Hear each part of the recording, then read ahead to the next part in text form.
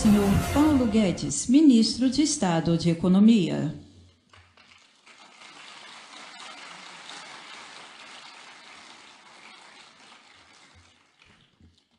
Boa tarde a todos.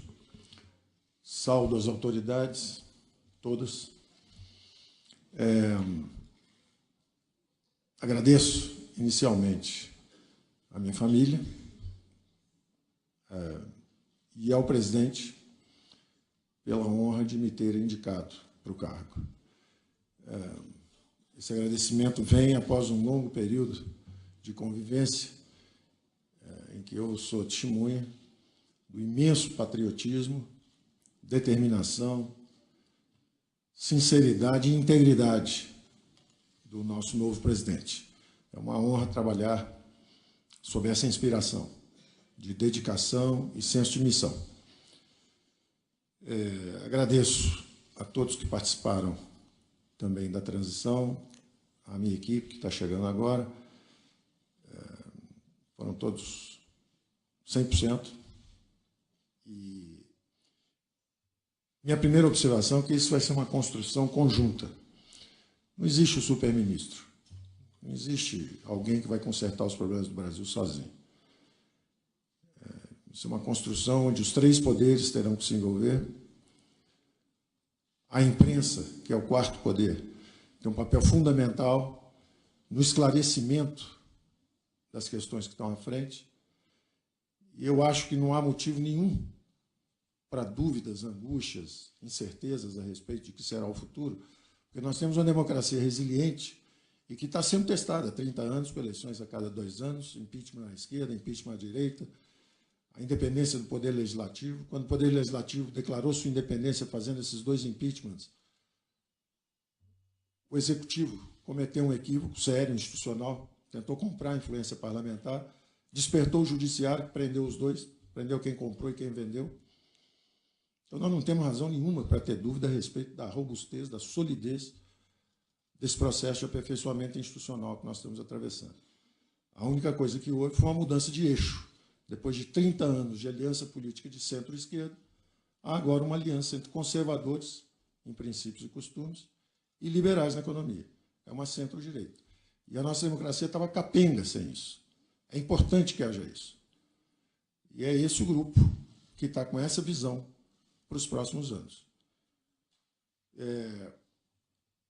O diagnóstico é muito simples, foi elaborado aqui, eu quero enfatizar, porque é importante. O teto de gastos foi fundamental exatamente por isso, porque a dimensão fiscal foi sempre o calcanhar de Aquiles de todas as nossas tentativas de estabilização.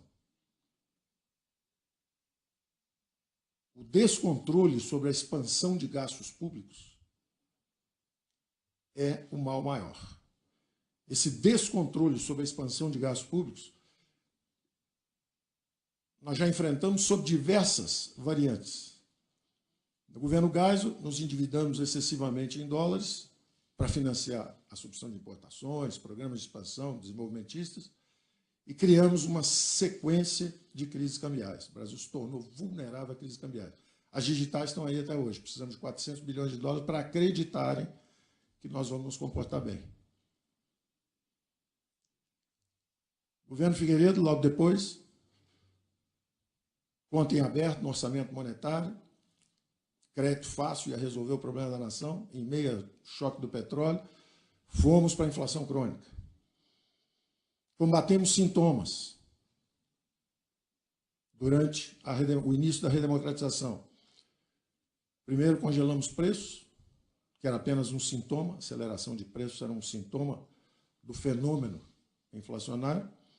Depois, congelamos ativos financeiros. Tivemos 2 surtos hiperinflacionários. De novo, o excesso de gastos em relação à capacidade de arrecadação da economia brasileira. Então, é o mesmo fantasma que aparece em diversas variantes. E sempre o descontrole de gastos, que era em torno de 18% do PIB há 4 décadas, e subiu monotonicamente, sem interrupção. É uma expansão contínua de gastos públicos em relação ao PIB, ininterrupta, por 4 décadas. E nós experimentamos todas as disfunções financeiras como consequência desse processo. Hiperinflação, moratória externa, crises cambiais recorrentes. E, finalmente, agora nós estamos respirando, aparentemente, à sombra de uma tranquilidade, mas é uma falsa tranquilidade, porque é uma tranquilidade à sombra da estagnação econômica. Porque esse descontrole de gastos nos levou a estabilizar a inflação de que forma? Subindo impostos, juros altos o tempo inteiro, câmbio sobrevalorizado e, finalmente, o endividamento em bola de neve, que é o pesadelo. Então, há uma hora em que tem que ser enfrentado o fenômeno. E a hora é agora. Porque entra um grupo que acredita que o mecanismo de inclusão social, a maior engrenagem descoberta pela humanidade para garantir a inclusão social, são as economias de mercado. 3,7 bilhões de eurasianos estão fugindo da miséria através dos mercados globais. E o Brasil continuou uma economia fechada por 4 décadas. Concorrentes de comércio, 12%, 13%, às vezes 14%, às vezes 10% do PIB. Uma economia fechada. O nosso diagnóstico, portanto, tem que começar pelo controle de gastos. E você não precisa cortar dramaticamente. É não deixar crescer no ritmo em que cresciam os gastos públicos no Brasil. O teto está aí, mas um teto sem paredes de sustentação cai. E essa parede de sustentação são as reformas. Nós temos que aprofundar reformas. Essas disfunções financeiras que foram trocando de forma, hoje parecem distantes, mas não estão. Nós estamos num momento de calmaria. As expectativas são favoráveis. Se nós implementarmos as reformas, isso cria, deflagra um círculo virtuoso de crescimento econômico, inclusão social, emprego e renda, arrecadação, e nós podemos contar com um futuro brilhante à frente.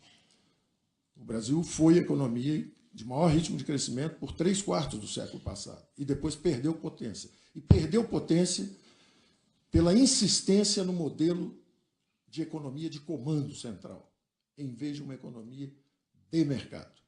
Essa economia de comando central, essa insistência no Estado como o motor do crescimento, produziu essa expansão de gastos públicos como percentagem do PIB, corrompendo a política e estagnando a economia.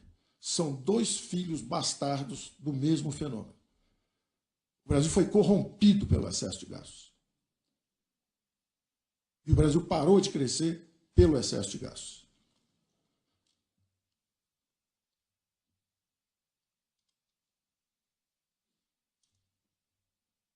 A reforma do Estado é, portanto, a chave para a correção desse fenômeno.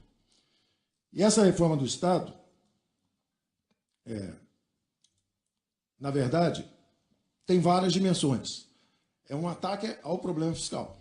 Nós vamos atacar o problema fiscal. Ele tem várias dimensões. Como é que nós organizamos o governo com base nesse diagnóstico? Quando você examina os gastos públicos, já que temos que controlar a expansão de gastos públicos, o primeiro e maior é exatamente a Previdência. A máquina do governo virou uma gigantesca engrenagem de transferências perversas de renda, em todas as suas dimensões. Se for aos bancos públicos, tem campeão nacional, pegou empréstimo, e não a pequena e média. Não foi para o microcrédito que os bancos públicos se perderam.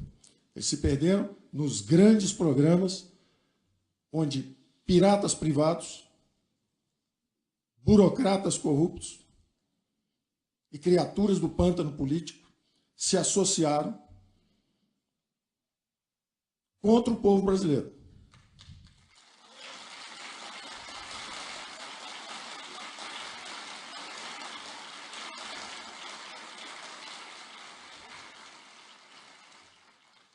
O Estado gasta muito E gasta mal quando você examina os gastos. O Estado que devia ser eficiente, podendo gastar menos, chegou a gastar 45% do PIB. E quando você examina a qualidade dos gastos, você vê que gasta mal. Gasta um plano Marshall por ano com transferência de renda para rentistas. Algo errado em si? Não. Se o governo precisa se endividar, não controla seus próprios gastos, dá aumento generalizado de salários, aposentadorias para quem já tem estabilidade de emprego, aposentadorias generosas, fabrica desigualdades no sistema previdenciário, transfere renda perversamente e se endivida em bola de neve para financiar isso. Esse governo age como se não existisse amanhã, se endivida e transfere essa renda para frente. O Brasil gasta 100 bilhões de dólares por ano. O Brasil reconstrói uma Europa por ano, que é um plano Marshall, por isso. O que vamos fazer a respeito? O Banco Central é que manda nos juros, ele é independente. O estoque da dívida está aí, e nós honramos contratos. Você tem que trabalhar no balanço da União, no balanço patrimonial da União. E aí surge uma das nossas secretarias especiais, de privatizações, desinvestimentos, desimobilizações, e o Salim Matar, um empresário de extraordinária qualidade, convocado para o governo, e vem contribuir para esse esforço de ajustamento, de correção de desequilíbrio patrimonial da União. Nós vamos vender ativos, desacelerar a dívida, talvez controlemos nominalmente essas despesas. Se a gente conseguir 2, 3, 4 anos acelerando privatizações, travar esses gastos, eles se dissolvem, porque a economia vai crescer 3, 3,5%. Com mais 3,5%, 4% de inflação, o bolo cresce, se essas despesas nominalmente são mantidas estáveis 2, 3 anos, isso deixa de ser essa asfixia de recursos para a saúde, para a educação, para a cidadania. E o Brasil deixará de ser o paraíso do rentista e o inferno dos empreendedores. Da mesma forma, a Previdência. Eu estava até dizendo que o primeiro e maior de todos os gastos é com a Previdência, que é atualmente uma fábrica de desigualdades.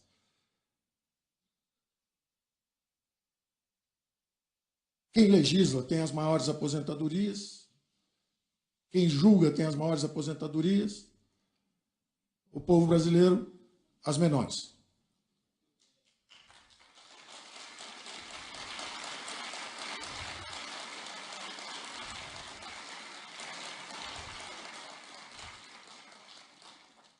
Nós vamos ter que fazer uma reforma da Previdência. Quem faz? Nós. A opinião pública, que votou pedindo mudança. O Legislativo, que tem que aprovar uma emenda constitucional.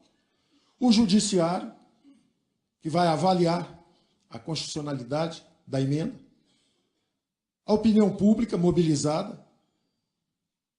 Foi nesse sentido que uma vez eu me expressei como essa opinião pública sendo levada pela imprensa ao Congresso, virou a prensa, mas era a prensa da imprensa ao Congresso, que é o esclarecimento da opinião pública. O presidente tem um absoluto compromisso com as instituições democráticas e, da mesma forma, toda a sua equipe. Então, essa primeira grande despesa, que é a despesa da Previdência, é o primeiro e maior desafio a ser enfrentado. É o primeiro e maior desafio a ser enfrentado. Se for bem sucedido esse enfrentamento, há 2 meses, 3 meses à nossa frente, nós temos 10 anos de crescimento sustentável pela frente. Se não for,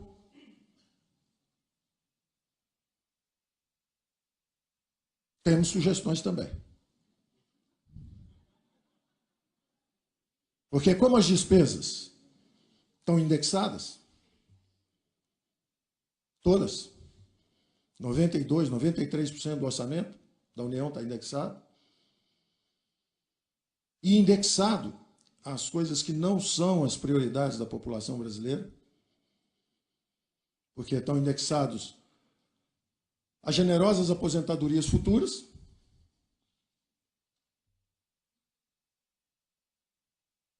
onde a máquina pública tem uma fatia expressiva.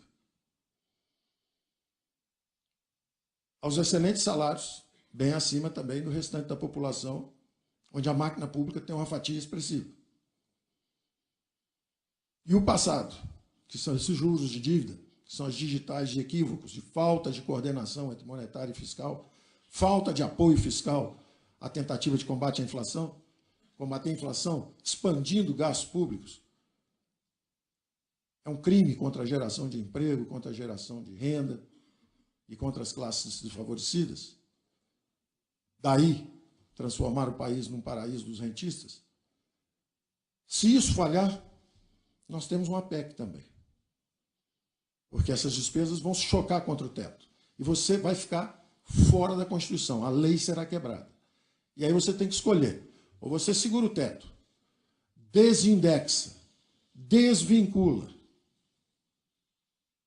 e desobriga todas as despesas e receitas da União, ou seja, você reabilita a classe política brasileira. Ela tem que sair e lidar com a crise. Ela tem que fazer as escolhas. Hoje ela não faz as escolhas. Hoje a classe política observa e, na verdade, por algo que aconteceu que teve mérito num ponto da história.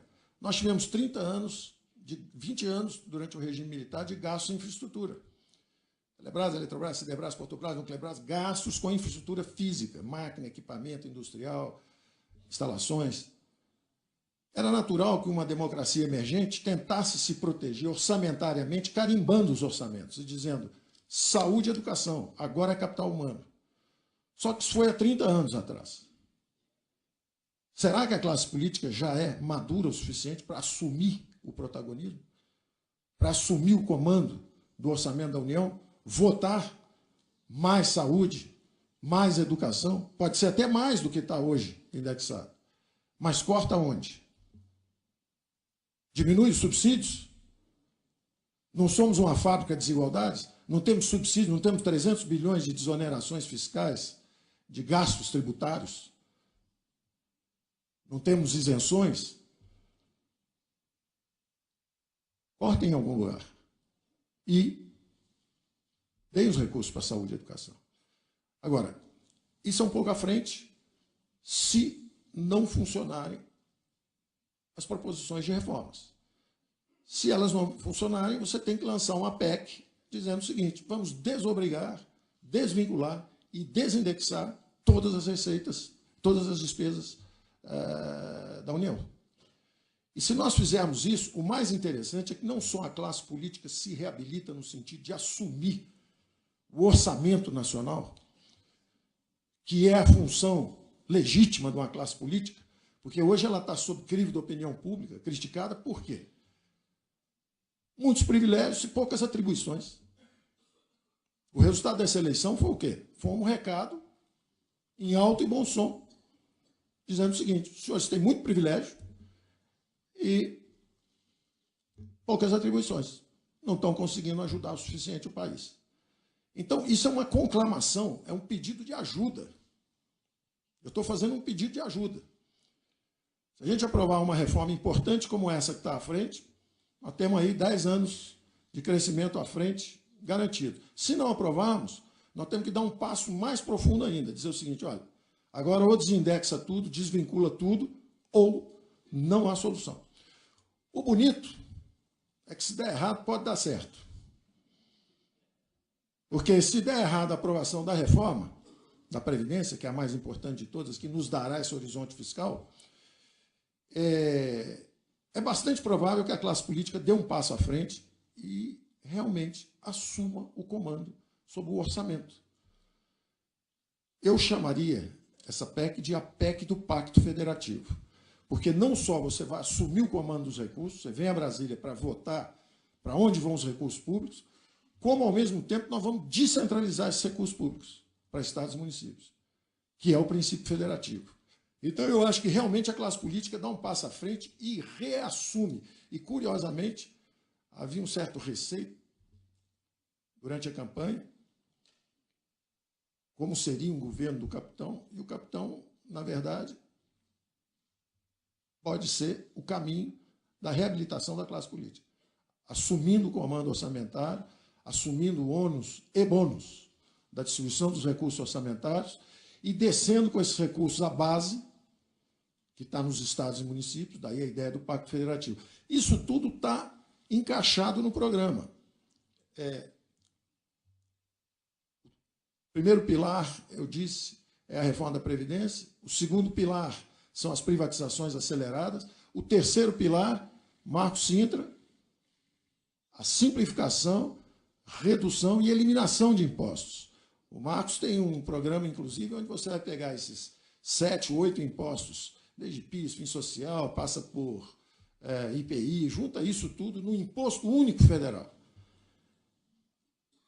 De novo, a Constituição de 88, quando carimbou o dinheiro e disse tem que ser saúde e educação, ela disse também, ao mesmo tempo, num rasgo de sabedoria e antevisão, temos que descentralizar esse recurso. Ela propunha também um esquema que, ano a ano, esses recursos iam ser descentralizados para estados e municípios. De forma que o Brasil reassumisse a sua característica de república federativa.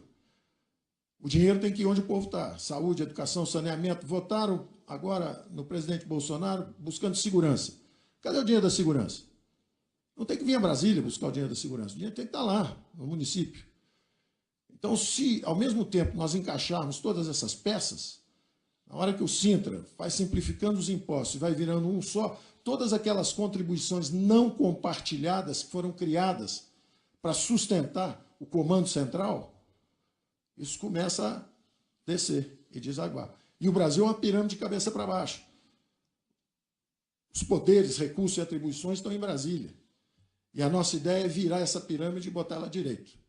Os recursos têm que descer. O dinheiro tem que ir onde o povo está. E o pacto federativo é esse. Os novos governadores, a troca não é mais de tomar lá da cá. O presidente mostrou isso agora, quando fez a sua equipe. E eu acho que a classe política entende isso. 50% do Congresso foi renovado. E não adianta eu sair falando medida 1, medida 2, medida 3. Tem uma enxurrada de medidas que vem para aí. Não vai faltar notícia. Os primeiros 30 dias são infraconstitucionais, é o Congresso antigo ainda. Tudo que for infraconstitucional vai passando, nós vamos empurrando. Quando chegar o Congresso, será saudado, o novo Congresso será saudado com uma reforma mais profunda, e essa que é a chave crítica que nós consideramos que é a reforma da Previdência.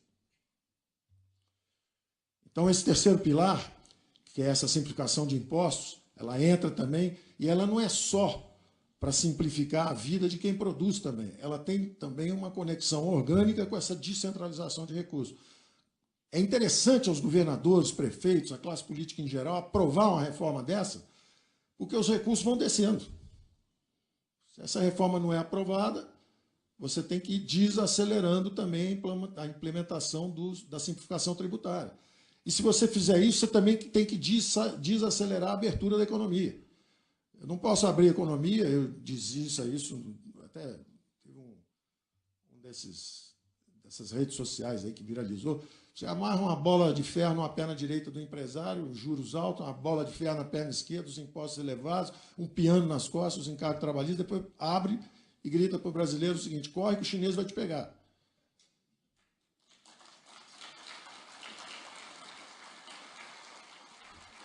Não é razoável. Não é razoável. Então, nós queremos implementar isso numa velocidade que seja sincronizada.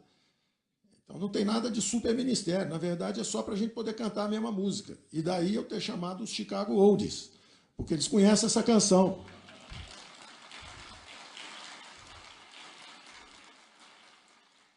E eu estou fazendo uma mistura também do Preserva o Cor e Inove. Então, tem vários dos excelentes. Tem um capital humano extraordinário em Brasília, gente muito boa, da melhor qualidade. Eu tenho interagido com gente da melhor qualidade, em todos os 3 poderes.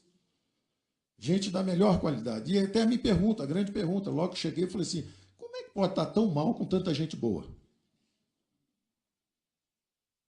E a resposta é a direção. Nós podemos fazer com muita precisão coisas erradas ou fazer de uma forma não exata as coisas certas.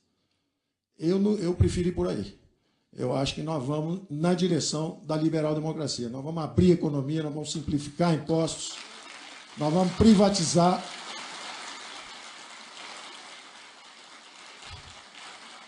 Nós vamos descentralizar os recursos para estados e municípios e nós vamos apoiar a área social, porque os Chicago Olds nunca tiveram só essa face da estabilização, do regime fiscal e monetário, câmbio flexível, Banco Central independente. Eles sempre tiveram a outra face também do capital humano.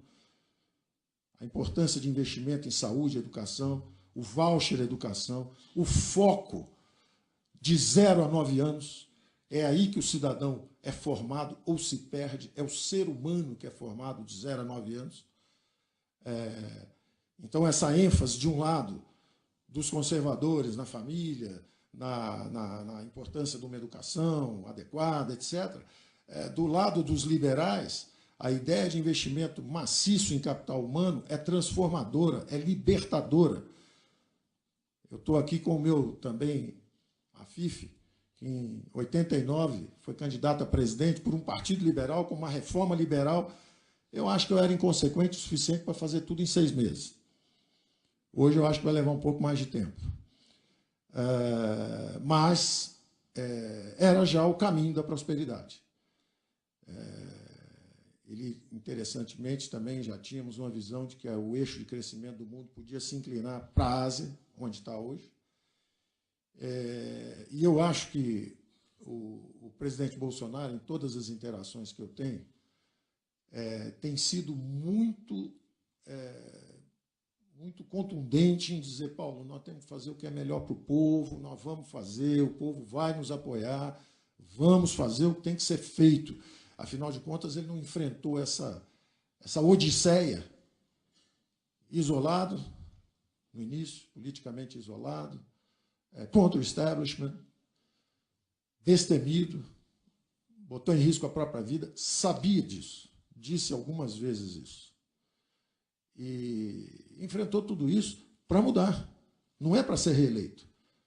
E reafirma, cada vez que estamos conversando, estou pensando no futuro e nas futuras gerações, e não nas próximas eleições.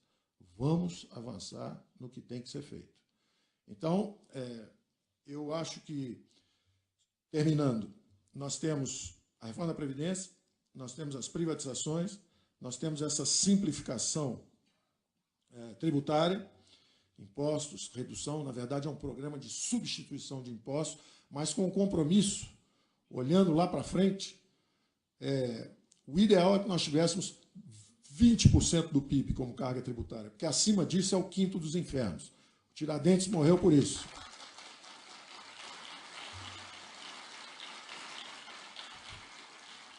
Nós estamos em 36 hoje. Vai ser difícil. Agora, depende da nossa velocidade de controle dos gastos. Não precisamos cortar, tirar, sangrar, nada disso.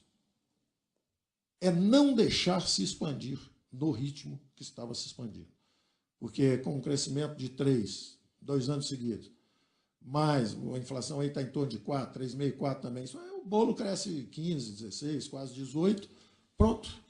Se a gente conseguir controlar isso nominalmente 2 anos, o trabalho está feito. Se não conseguimos e batermos no teto, lançamos a PEC, do Pacto Federativo. E aí é muito simples. Basta o governo não fazer nada. Se não fizer nada, consertou. Porque o bolo cresceu quase 20%. Então, na dúvida, não perturba, porque já está consertado. Nenhuma crise dura mais do que 1 ano e meio. Nenhuma crise, num orçamento dessa forma, dura mais do que 1 ano e meio. Porque 1 ano e meio o bolo todo cresceu 10%, 12%, 15%, acabou. Não tem mais nada para fazer, bastou ficar em dúvida. Ficou em dúvida 1 ano e meio? Porque, na dúvida, repete o orçamento do ano passado. Na dúvida, repete o orçamento do ano passado. Acabou a crise. Aí as pessoas tiram a dúvida. Peraí, está faltando voucher saúde ali, voucher educação. Dá um pouquinho para eles. Tira de quem? Tira ali do subsídio, não sei o quê. Ótimo. Então passa para lá, destravou. Se não destravar, fica mais um ano congelado. Melhorou, hein? Está gerando superávit fiscal já. Então, nós estamos indo para esse combate, com essa atitude, e determinados a sermos compreendidos. Porque sem essa compreensão, não vai dar certo. E a coisa mais fácil é se livrar de alguém que não está habituado a Brasília. É fácil dar um baile aqui na gente, a gente desanima e vai embora para casa. Vai ser difícil, mas no fundo é sempre fácil. Dizem que é o pior emprego do mundo, né? Então já tem uma certa prática em fazer esse tipo de sacrifício.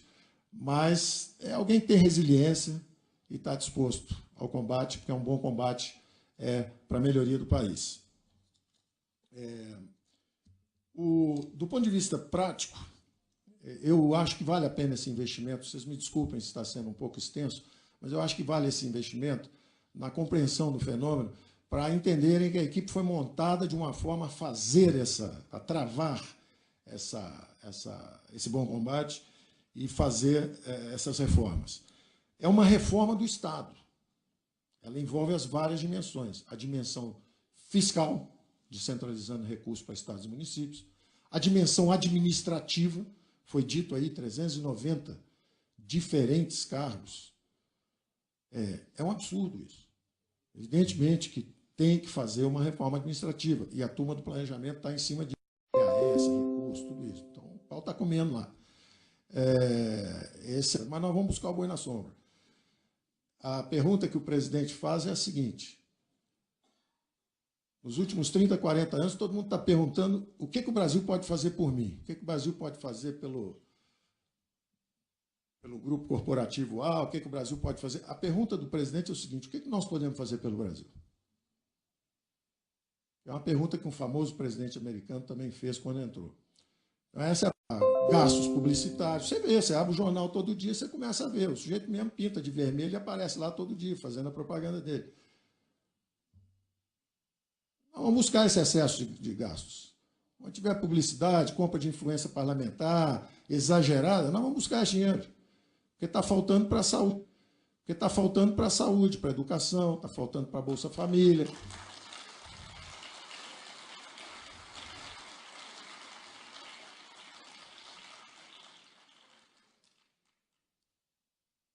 Os bancos públicos, da mesma forma, temos nossos programas lá.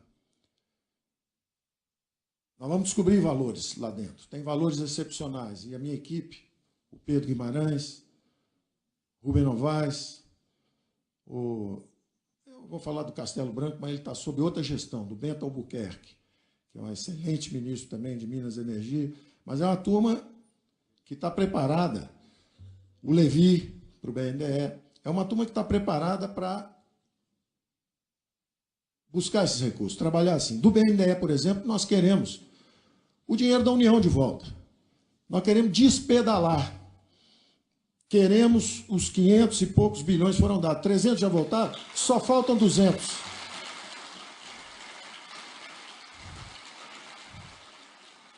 Queremos esse dinheiro de volta por uma razão muito simples.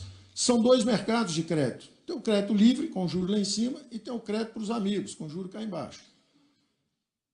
Na hora que você emite dívida, empurra esse juro para cima e dá o crédito do lado de lá, você, na verdade, está apertando e fazendo o que nós chamamos tecnicamente do crowding out. Você está expulsando os investimentos privados e premiando os rentistas. Devolve o dinheiro, BNDE.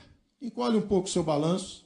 Nós pegamos esse dinheiro, retiramos dívida em circulação, irrigamos justamente esse mercado que estava com o dinheiro apertado, e a vida fica um pouco mais difícil para quem vivia à sombra do Estado. E é isso que tem que ser. Nós vamos desestatizar o mercado de crédito.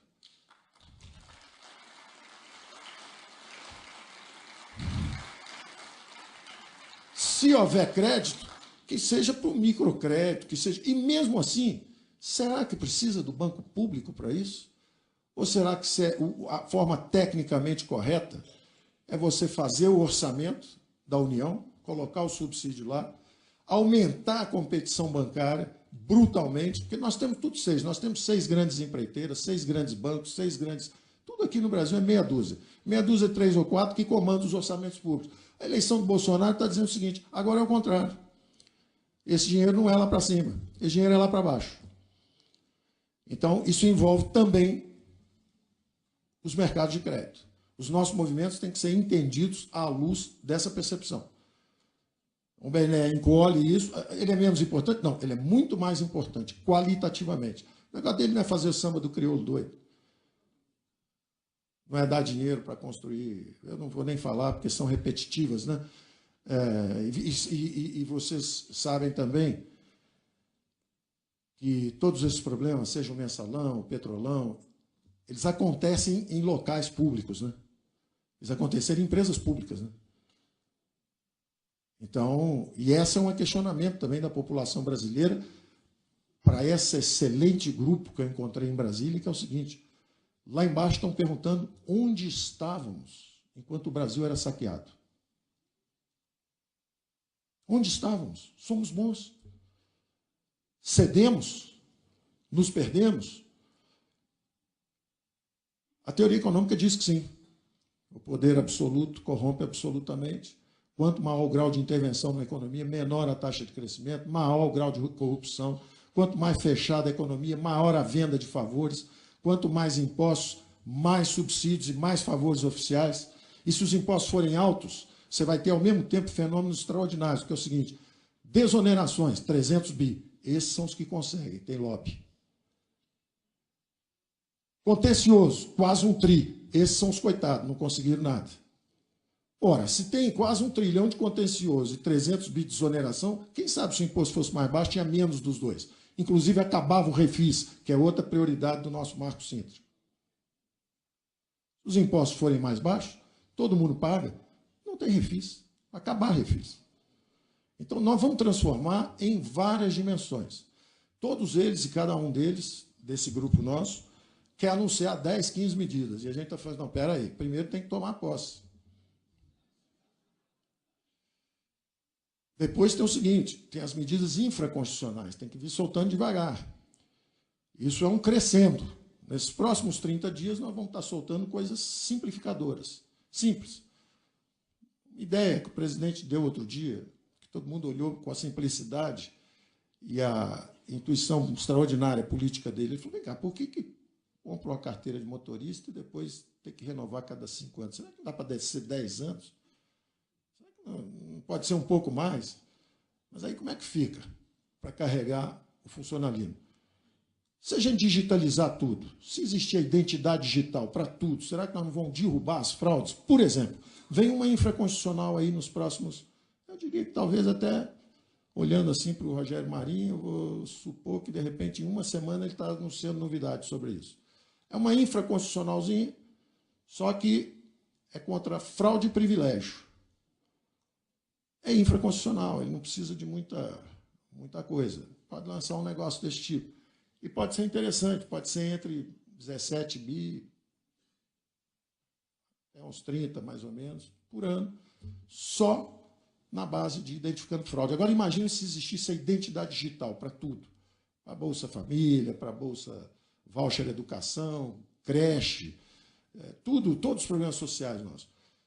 São bilhões e bilhões de recursos que nós podemos redirecionar. Então, dentro do planejamento, estão analisando também o governo digital, a digitalização total, é o GovTech. Estão mergulhando nisso.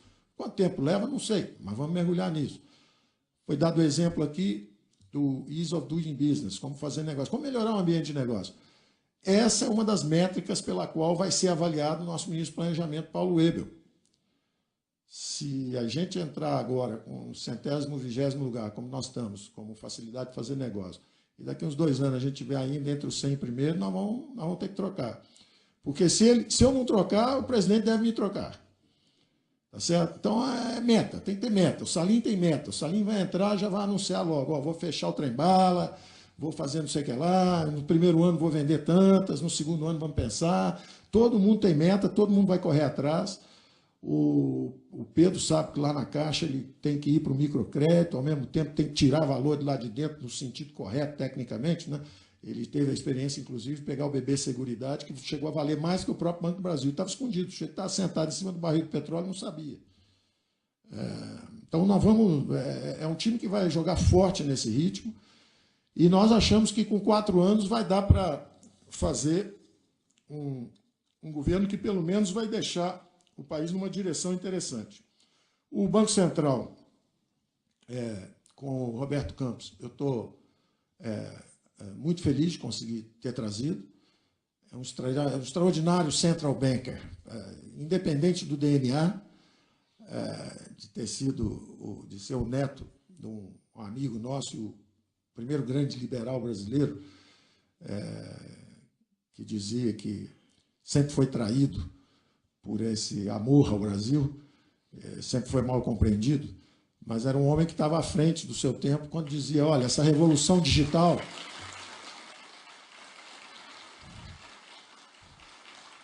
Essa revolução digital de informática, tudo isso, na verdade, na época era informática, agora mais recente é digital, na época era informática. E ele dizia, olha, nós vamos ficar atrasados, porque a indústria toda vai usar a informatização, tudo isso vai avançar e nós estamos aqui impedindo a absorção dessas novas tecnologias. O Marcos Troillo, que é o homem responsável pela nossa abertura da economia, sabe que, e diz sempre também, que a abertura é tridimensional. Nós vamos abrir comércio de bens e serviços, mas estamos de olho também nas novas tecnologias e estamos de olho também nos investimentos diretos. E aí a nossa parceria com o Ministério de Minas e Energia, Ministério de Infraestrutura, porque nós queremos as concessões, as privatizações, e nós queremos o crowd-in. Tem trilhões de dólares no mundo inteiro querendo participar do aumento de produtividade da economia brasileira, querendo entrar. E nós com uma dificuldade nova em desregulamentar, uma enorme dificuldade em desregulamentar, em aceitar o capital de fora para acelerarmos o crescimento econômico. E principalmente nessa área, porque se o nosso governo está sendo transformado, se era um governo que fazia infraestrutura durante o governo militar, e ele vai ser transformado num governo segundo o Pacto Federativo, esse é o algoritmo de transformação. Como é que transforma de um regime politicamente fechado, que investiu em infraestrutura, num regime politicamente aberto que descentraliza recursos para estados e municípios, e esse dinheiro, então, vai para a área social, para a saúde, para a educação, para a segurança. Como é que você faz essa transformação com esse pacto federativo? Tudo bem, nós vamos fazer isso politicamente. Na hora que isso começa a fazer, quem vai fazer o crowding? Como é que vai ser o financiamento?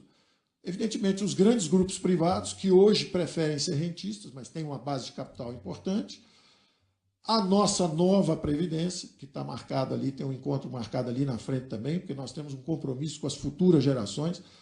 Nós temos que libertar as futuras gerações desse regime trabalhista previdenciário que nós temos hoje.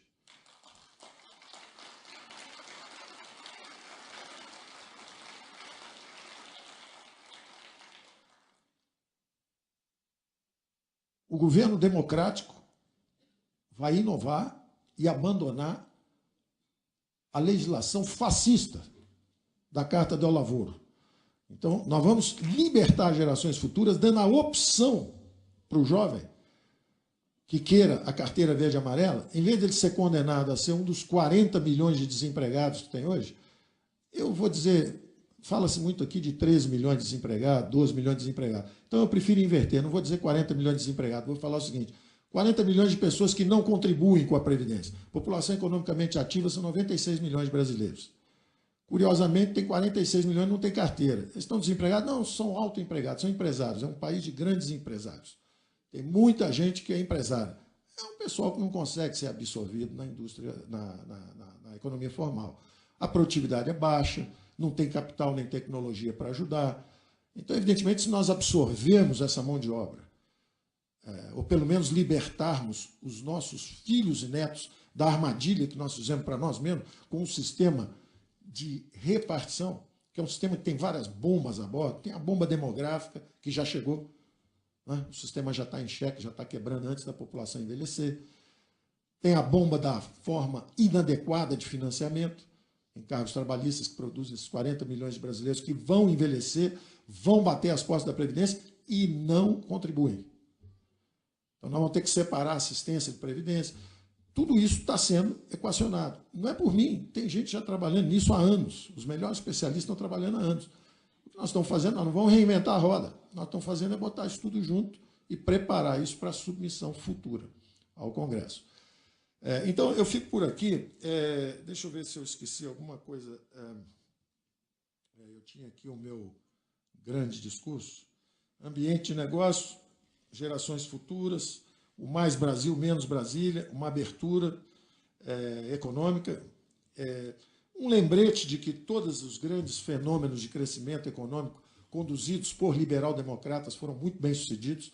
A reconstrução da Alemanha no pós-guerra, Ludwig Erhard, um liberal extraordinário, reclama, escreve o livro 8, 9 anos depois de ter governado a Alemanha, faz um milagre econômico, e depois reclama que os social-democratas não deixaram ele governar. Falou, olha, podíamos ter crescido muito mais se não fosse a social-democracia. O que mostra que é importante, tem que ter os dois lados. Então, quando o social-democrata fica muito tempo, o crescimento desaba. Se o liberal-democrata também ficar muito tempo, de repente faltou um gás lá na parte social. O Brasil merece ter essas duas vertentes da grande sociedade aberta operando e revezando. Agora eu acho que é hora de otimizar o crescimento de novo, tornar o Estado eficiente e fraterno, porque hoje o Estado é ineficiente e transfere renda para privilégios. Está errado, gasta mal. Então, esse é o nosso norte. E para terminar, só porque eu tinha um negócio na última página, que eu não queria esquecer, mas já esqueci, que